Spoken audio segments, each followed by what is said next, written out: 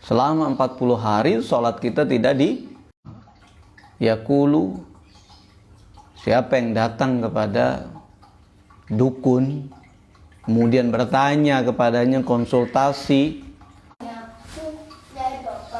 Nah, jadi tidak bisa kita mempercayai seenaknya orang yang mengklaim bahwa mereka tahu hal-hal yang gaib. Ya, ini di sini jelas Rasul diperintahkan oleh Allah untuk menegaskan kepada umatnya, ya, bahwa dia tidak tahu hal yang gaib. Ya. Rasulullah saja tidak tahu hal-hal yang gaib. Kalau ada yang mengatakan, tapi Rasulullah tahu kok tentang surga, tentang neraka, menyampaikan berita-berita gaib gitu ya. Seperti misalnya akan hadis-hadis Nabi yang berkaitan tentang nanti akan datang suatu zaman gitu ya. Hadis Nabi tentang akhir zaman, ya, turunnya Nabi Isa, tentang Dajjal, itu kan belum terjadi. Tapi Nabi tahu. Ya. Asalnya Nabi tidak tahu. Kemudian Allah beritahukan. Nah, yang diberitahukan ya Nabi jadi tahu, ya. Tapi kalau bicara tentang mengetahui hal yang gaib secara mutlak, Nabi SAW itu tidak mengetahuinya. Ya, la a'lamul ghaibah. Aku tidak mengetahui hal yang gaib, ya. La aqulu ini a'lamul ghaiba innama dzalika min ilmillah. Ya, tidaklah aku mengatakan kepada kalian, tidaklah aku mengklaim kepada kalian bahwa sesungguhnya aku tahu hal-hal yang gaib. Akan tetapi itu semua datangnya dari Allah Subhanahu wa taala, diberitahukan kepadaku. Wala attali'u minhu illa ala ma attala'ani alaihi. Dan aku tidak bisa melihatnya, tidak bisa mengetahuinya kecuali yang. Jadi Rasul Shallallahu Alaihi Wasallam saja menegaskan beliau tidak mengetahui hal yang gaib. Ya. Nah, jadi kalau ada orang yang bohong jika ada yang menyatakan dirinya mengetahui hal yang gaib, tidak ada. Hanya Allah Subhanahu wa taala yang mengetahui hal yang gaib. Wala aqulu lakum inni malak, dan aku juga tidak mengatakan kepada kalian bahwa aku adalah malaikat. Ya.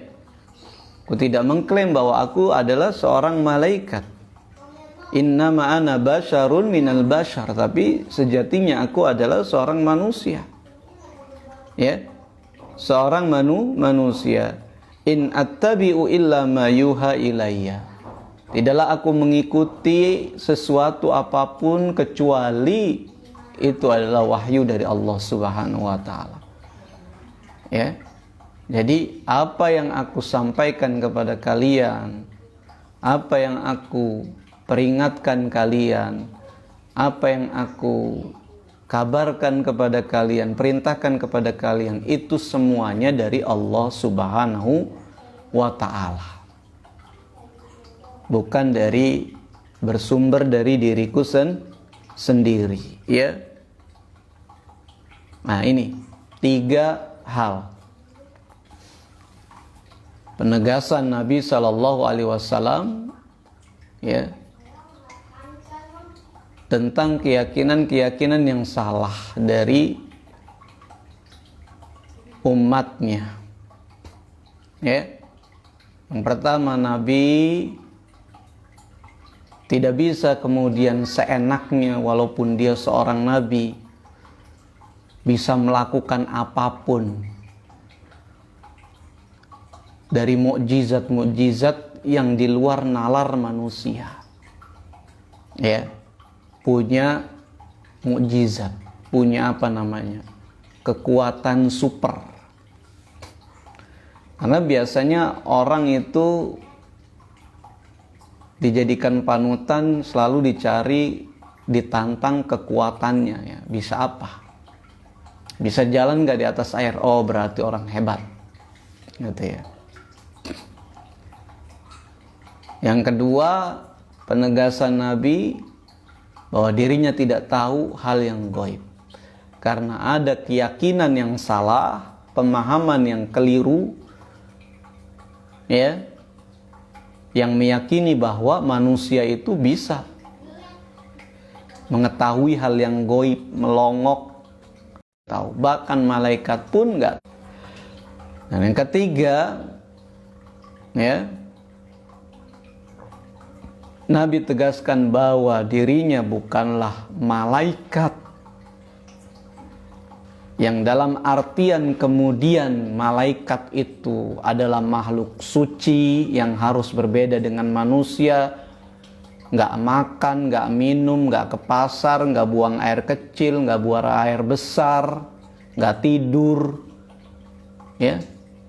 Nabi bukan malaikat, nggak salah gitu ya, nggak lupa. Nah, Nabi manusia biasa, kadang lupa, kadang keliru, kadang lelah, kadang sedih, kadang bahagia, ya, kadang gembira, kadang marah, ya, seperti itu. Dan kebutuhan-kebutuhan esensi manusia pada umumnya, ya, makan, ya, minum, buang air kecil, buang air besar, tidur, ngantuk, ya, sifat-sifat manusia. Nabi bukan malaikat. Nah, ini keyakinannya orang-orang jahiliyah dahulu salah. Bahkan sebagiannya masih diyakini oleh orang-orang masa sekarang. Kalau disebut kiai itu harus tahu yang gaib, gitu ya.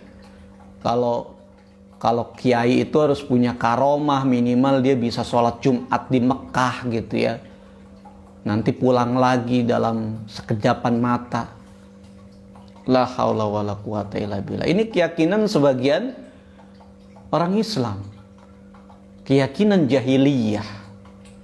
Ya, keyakinan yang salah. Jangankan kiai. Nabi SAW aja telah menegaskan tidak memiliki hal-hal seperti itu. Ya. Kekuatan Allah Subhanahu wa ta'ala Nabi tidak memilikinya, perbendaharaan Allah Nabi tidak memilikinya, gitu ya, dan tidak bisa mengelolanya. Hujan, tidak hujan, nggak bisa Nabi mengendalikannya, itu perbendaharaan Allah. Mati, dihidupkan, dimatikan, silih bergantinya siang malam, menahan dan menolak kemudorotan atau mendatangkan kemanfaatan. Nabi nggak bisa seperti itu. Tapi keyakinan orang-orang jahiliyah dan sebagian besar juga masih ada keyakinan ini pada kaum muslimin katanya. Ya, ini kaum musliminnya tidak belajar berarti. Bahwa kalau jangankan Nabi, kalau kiai itu ya harus punya karomah lah gitu ya, harus punya itu. Minimal bisa jalan di atas air gitu ya. Kalau ada orang sakit disembur langsung sembuh gitu ya. Kalau Jumat sholatnya di Mekah, seperti itu. Bisa bolak-balik ke tempat yang jauh dengan sekedipan mata, kayak Nabi melakukan Isra dan Mi'raj gitu ya. Ya tidak bisa seperti itu. Tidak memiliki kekuatan perbendaharaan Allah, tidak bisa menahan hujan, menurunkan hujan, tidak bisa. Ya, Nabi hanya bisa berdoa pada Allah Subhanahu wa ta'ala.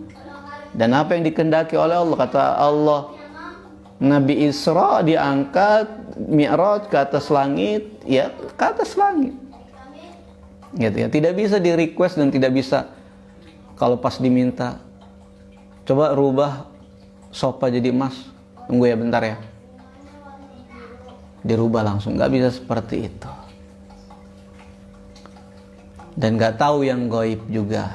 Nah, ini juga keyakinan orang-orang jahiliyah dan orang sekarang juga.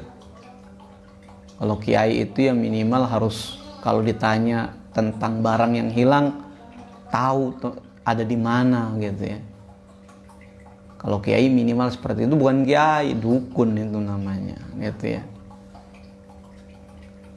Kalau kiai tahu tentang pembagian hukum waris itu kiai, tentang masalah-masalah fikih ya, tentang akidah ya, kiai menyampaikan fatwa tentang masalah-masalah hukum itu kiai. Jangan kiai disuruh cari motor yang hilang gitu ya. Polisi itu tugasnya, bukan tugas kiai. Disuruh nyembuhin orang yang sakit itu dokter, tabib, bukan kiai gitu ya. Kalau cuma minta doa, kiai saya habis kena musibah kehilangan motor, mohon didoakan supaya ada gantinya, nggak apa-apa, itu boleh. Kiai keluarga lagi sakit, mohon didoain biar lekas sembuh, boleh, bagus, masyru', disyariatkan yang seperti itu, minta doa kepada orang-orang soleh ya, seperti itu ya. Nah ini, dan yang ketiga, Nabi bukan malaikat. Keyakinan orang-orang jahiliyah dahulu kalau Nabi itu harus sempurna ya, sama kayak orang sekarang juga. Bahkan orang sekarang jangankan orang soleh, semua orang itu harus sempurna gitu. Kita tuh nggak bisa nggak sempurna, serba salah zaman sekarang ini. Nah, orang zaman sekarang kita keliru dikit aja langsung dibully, salah dikit aja dibully gitu ya. Keliru, lupa, tercela kalau berulang-ulang. Makanya dilihat dong, ada seorang tokoh agama misalnya tergelincir melakukan perbuatan salah, dilihat memang sukanya begitu ya, berulang-ulang apa enggak. Kalau sekali dua kali ya namanya manusia ya, itu lumrah biasa. Jangankan manusia biasa, tokoh ulama atau kiai atau ustadz gitu ya, Nabi pun lupa. Nabi lupa terkadang gitu ya. Itu sesuatu yang tidak dikuasai oleh manusia. Itu ciri manusia. Nah ini ya, 3 hal yang kadang-kadang dipahami salah oleh sebagian manusia. Hal yastawi al-a'ma wal basir afala tatafakkarun. Ya, apakah sama orang yang buta dengan orang yang melihat? Ya, tidakkah kalian berpikir? Ai hal yastawi man ittaba'al haqqa wa huda ilaihi wa man dhalla anhu wa lam yanqudu lahu. Afala tatafakkarun. Nah, ini kaitannya dengan ketika Nabi SAW menegaskan, yang aku ikuti itu adalah wahyu dari Allah. Ya sekarang lihat aja lah ya faktanya gitu. Kan jelas orang yang sesat sama orang yang gak sesat kan ketahuan. Kan Nabi kan dicela, dia ini sihir, dia dukun, dia tukang ramal, dia orang gila bahkan gitu ya. Ya silahkan dinilai aja, nggak sama lah orang gila dengan orang normal. Tidak sama orang yang mengikuti wahyu dengan orang yang mengikuti hawa nafsu, beda jauh. Masa kayak gitu aja nggak bisa dibedakan ya. Afala tatafakkarun. Masa yang simple seperti itu aja kita nggak bisa membedakannya dengan pikiran sehat kita. Bedalah. Ya. Nah, jadi kalau pikiran kita masih sehat, nurani kita ini masih bersih sesuai fitrah, gampang kita membedakan mana yang hak, mana yang batil, itu gampang. Ya, mudah, nggak sulit. Membedakan mana yang hak, mana yang batil itu nggak susah. Gitu. Jadi seperti itu. Nah, ini dikatakan bahwa Nabi hanya mengikuti wahyu, ya, bukan berdasarkan hawa nafsu. Bedakanlah antara orang yang memang buta dengan orang yang melihat, orang yang memang mengikuti wahyu dengan orang yang mengikuti hawa nafsu. Tentu akan memiliki perbedaan, ya, tidak sama. Apalah tatafakkarun, tidakkah kalian memikirkannya, ya. Nah, sebagaimana juga firman Allah Subhanahu wa taala di surat lainnya, afama ya'lamu annama unzila ilaika min rabbikal haqqu kaman huwa a'ma innama yatadzakkaru ulul albab. Ya. Ya, apakah ada orang mengetahui bahwasanya yang diturunkan kepadamu adalah itu kebenaran, ya? Apakah itu sama dengan orang yang buta? Ya, sesungguhnya yang dapat mengambil pelajaran, yang dapat membedakan hal tersebut hanyalah orang-orang yang memiliki akal dan pikiran, ya. Sama nggak orang yang jelas-jelas bisa membedakan antara Nabi itu dapat wahyu sama Nabi itu tukang sihir, gitu ya. Jelas bisa mengetahui perbedaannya, bahwa Nabi itu berbicara berdasarkan wahyu sama orang yang menuduh Nabi sihir atau orang gila, ya jauh berbeda, gitu ya. Nah, seperti itu.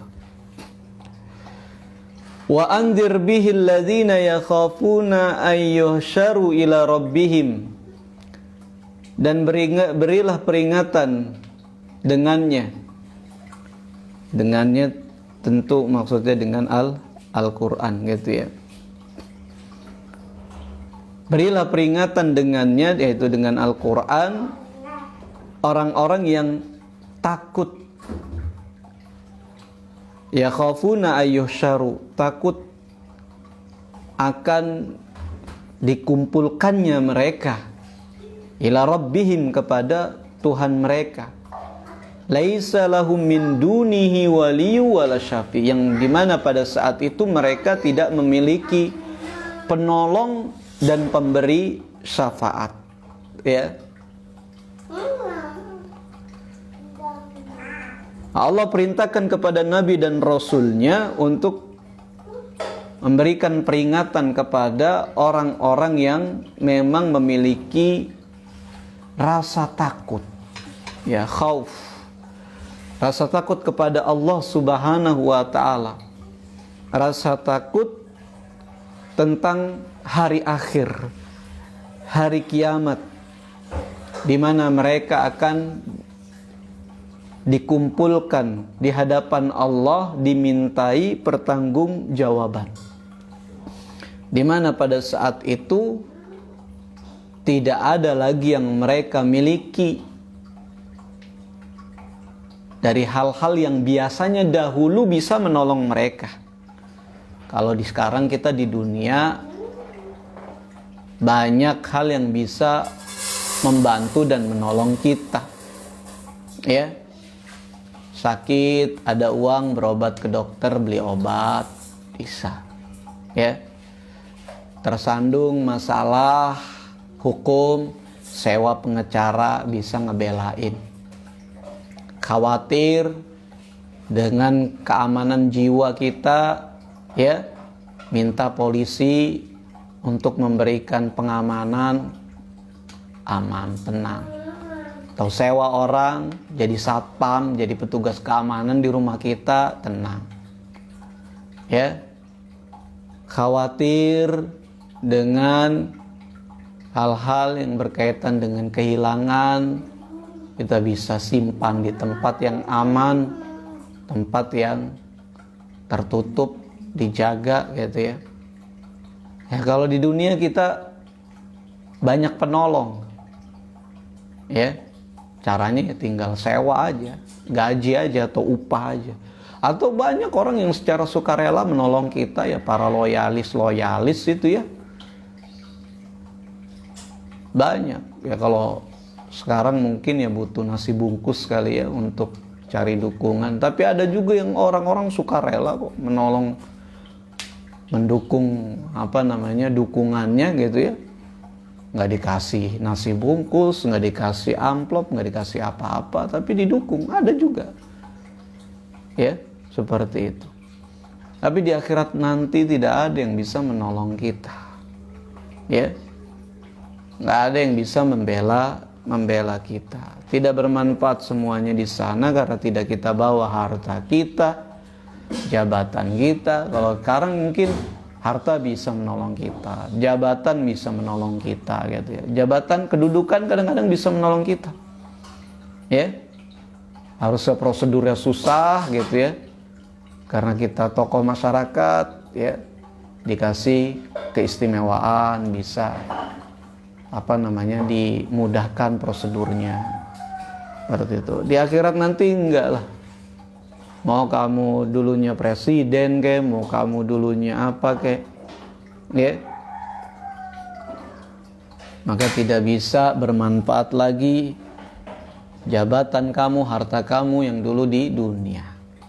Tidak ada wali, penolong ya, teman-teman dekat yang bisa menolongmu, wala syafi, pemberi syafaat dari apa yang sudah Allah tetapkan, mungkin ajab dan siksanya seperti itu.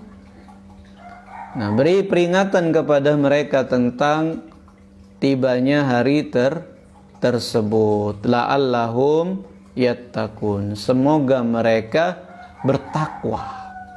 Ya. Ini fungsi Al-Quran. Allah perintahkan kepada Nabi memberikan peringatan kepada orang-orang yang memiliki rasa takut kepada Allah ya, dengan Al-Quran, agar mereka kemudian bertakwa gitu ya.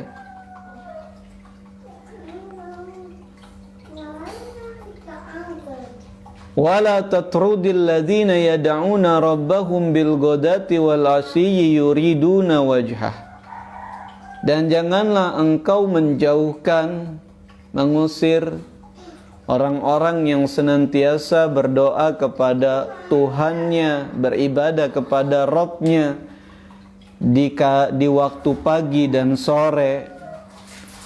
Yuriduna wajhah, semata-mata mencari wajah Allah, semata-mata mencari keridhaan Allah Subhanahu wa ta'ala.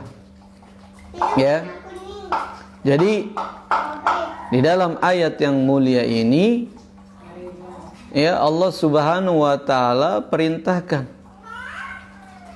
Nabi SAW untuk bersabar bersama para sahabatnya yang memang kerjaannya cuma sholat sama ibadah aja gitu ya.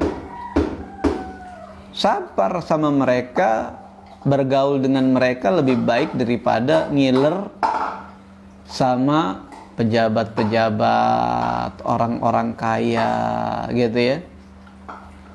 Nah seperti itu. Kadang kan kita gitu ya, ngiler. Komunitas kita kok komunitas cecerepet ini. Isinya cuman pemuda-pemuda jomblo yang tiap hari cuman ngulang-ngulang hafalan Al-Quran doang gitu ya.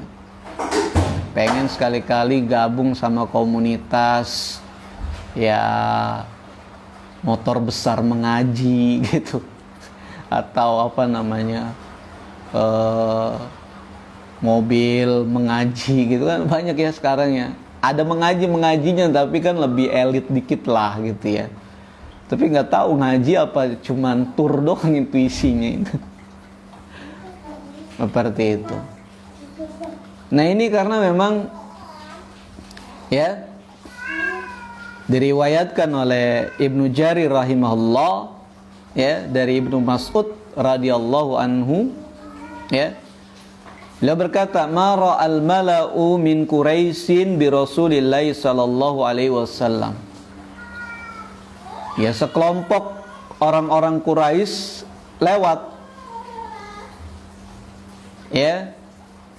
Lewat di sisi Nabi sallallahu alaihi wasallam. Dan Nabi pada saat itu bersama para sahabat-sahabatnya, di antaranya Suhaib, Bilal, Ammar, Khabbab, wa ghairuhum min du'afai al-muslimin. Dan masih banyak sahabat-sahabat lain yang memang kategorinya mereka ini adalah kaum marginnya orang-orang muslim. Gitu ya, kaum margin, orang-orang miskin, orang-orang du'afa, orang-orang lemah gitu ya. Faqalu, lalu berkata orang-orang Quraisy, "Ya Muhammad, wahai Muhammad, aradita bihaula'i min qaumika?" Kok ente lebih seneng nongkrong gabung sama orang-orang cerek kayak begitu daripada kaummu? Gitu ya.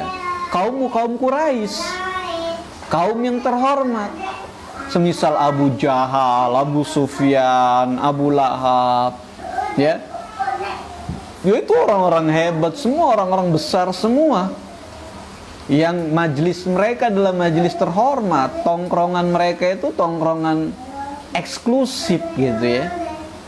Keren, tongkrongan yang keren. Tapi kok kamu Muhammad malah milih ya gabung sama Suhaib, Bilal, aduh, orang-orang margin semua, nggak jelas, kerjaannya cuma sholat doang sama ibadah, nggak ada keren-kerennya, sama nggak pernah touring, nggak pernah camping kali ya, nggak pernah jalan-jalan ke sini ke situ ya. Nggak pernah ngadain event yang megah atau yang wow gitu. Nah, orang-orang Quraisy berkata seperti itu kepada Nabi. "Ya Muhammad, aradita bihaula'i min qaumika." Wahai Muhammad, kok kamu seneng sama mereka, orang-orang kayak gitu, lebih memilih mereka daripada kaummu, kaum Quraisy yang jelas-jelas kaum elit ini, kaum terhormat. "Ahaula'il ladzina manallahu alaihim min bainina?" Apakah mereka itu orang-orang yang memang dikaruniai oleh Allah keutamaan daripada kami gitu ya? Apakah orang-orang seperti ini yang dikaruniai oleh Allah, bukan kami ya? Nah, ini kesalahan orang-orang Quraisy, melihat menilai karunia Allah dari sisi apa? Harta benda. Ya, dilihat Bilal itu hitam, budak, bekas budak, ya, miskin. Abu Jahal hartanya banyak, terpandang, orang-orang tunduk semua sama dia. Berarti kan yang banyak karunianya kan dia. Kalau Allah sayang sama Bilal, tentu Allah akan berikan harta yang banyak kepada mereka dong, kepada Bilal dong. Diangkat kedudukannya dong, gitu ya kan? Kan logikanya seperti itu. Itu logika yang salah. Kecintaan Allah kepada hambanya tidak bisa diukur dari seberapa banyak nikmat yang ada pada dirinya, seperti harta dan benda. Tidak bisa diukur dari situ. Wa nahnu nakunu taba'an lihaula, dan kamu minta kami wahai Muhammad menjadi pengikut orang-orang seperti ini, satu sop sama mereka, kalau sholat berada di belakang mereka, atau bahkan kadang-kadang disuruh menuntut ilmu, menimba ilmu dari mereka karena mereka lebih awal masuk Islamnya. Ya, disuruh belajar dari Bilal, disuruh belajar dari Suhaib, disuruh belajar dari siapa lagi, Khobab. Masa kami kaum elit suruh ngikutin mereka? Nah, ini juga kadang-kadang zaman sekarang ada kekeliruan seperti itu. Minta dibeda-bedakan majelisnya karena orang-orang elit nggak terbiasa bermajelis sama tukang singkong mungkin gitu ya. Nah, itu bukanlah sunnah, tidak sesuai dengan manhaj dakwahnya Nabi Sallallahu Alaihi Wasallam. Gitu ya, dakwah disampaikan di mana aja, ya. Nggak perlu itu disamper-samperin orang-orang kaya atau orang-orang elit gitu. Kalau dia mau mengambil hidayah, mencari hidayah, datang ke majelis ilmu, ambil dari siapa saja. Turuthum anka fala'allaka in tarattahum an nattabi'uka. Ya. Coba udah singkirkan mereka dari sisimu. Ya barangkali kalau mereka sudah disingkirkan, ya nanti kita masuklah, mau kita gitu ya. Nah, janji seperti itu orang-orang Quraisy. Kalau Bilal, Suhaib dan sahabat-sahabat.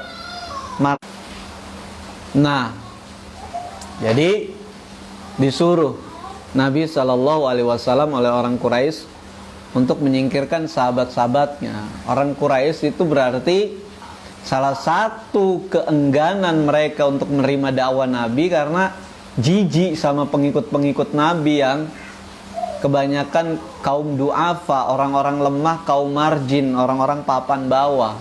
Alergi mereka, nggak level tongkrongannya, males lah. Salah satunya ini, gitu ya. Kayaknya Nabi disuruh beresin tuh, dibersihin nih mereka itu, sahabat-sahabatnya, nanti mereka baru mau masuk ya. Nah, makanya diperintahkan oleh Allah Subhanahu wa taala, wala tatrudi. Jangan kamu singkirkan mereka. Mereka orang-orang yang senantiasa yad'una rabbahum bil ghadati wal asyi. Senantiasa bermunajat, berdoa, beribadah kepada Rabb-nya pala pagi dan petang, ya. Jangan kamu singkirkan mereka dari sisimu. Malah mereka lah teman sejatimu, sahabat sejatimu, pendukung sejatimu yang membawa keberkahan dan kemenangan kepadamu, ya. Nah, ini penting sekali.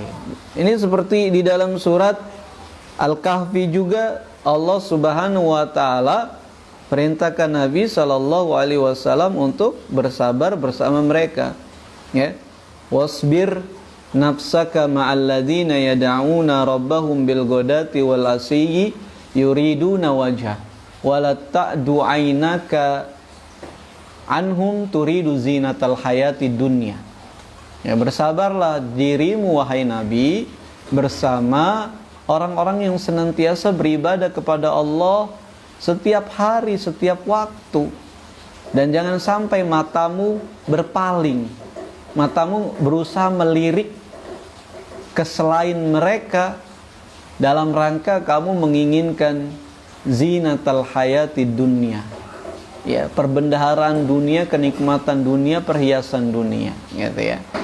Jangan sampai, ya, sabar kita.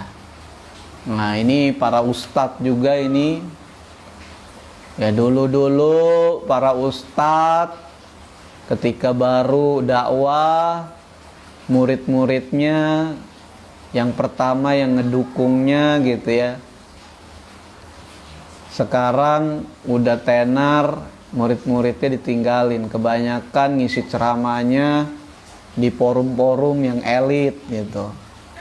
Majelis dianya dulu pertama kali udah ditinggal. La haula wala quwata illa billah, ya. Nah, jangan seperti itu. Ya, harus ingat terus sama majelis yang pertama. Ya, ini para ustadz, para kiai kondang ini, orang-orang yang sudah tenar, guys. Ya. Malah yang bagus itu kalau mau ya datang ke majelis dia yang dulu. Kalau nggak cukup ya yang merasa punya dibesarin itu majelis dia yang dulu. Jangan pindah kemana-mana gitu ya, cari majelis yang besar gitu. Nah, ini hikmah saja gitu ya. Tapi intinya ayat ini Allah Subhanahu wa taala perintahkan Nabi untuk tetap bersabar dengan para sahabat-sahabatnya yang memang pada dasarnya para sahabat pada saat itu adalah kaum-kaum lemah ya.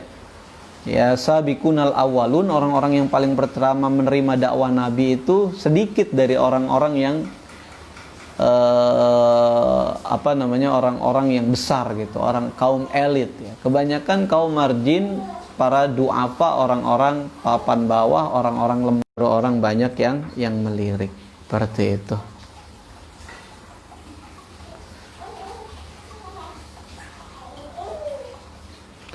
Nah, kaum muslimin dan muslimat yang dimuliakan oleh Allah Subhanahu wa taala, kita rasa kita cukupkan sampai sini apa yang bisa kita sampaikan di kesempatan pagi yang mulia ini. Mudah-mudahan banyak bermanfaat. Allahu a'lam bis-shawab. Kita akhiri perjumpaan kita dengan doa subhanakallahumma wa bihamdika asyhadu an la ilaha illa anta astaghfiruka wa natubu ilaik. Wa sallallahu ala nabiyyina Muhammadin wa ala alihi washabihi wasallam. Walhamdulillahi rabbil alamin.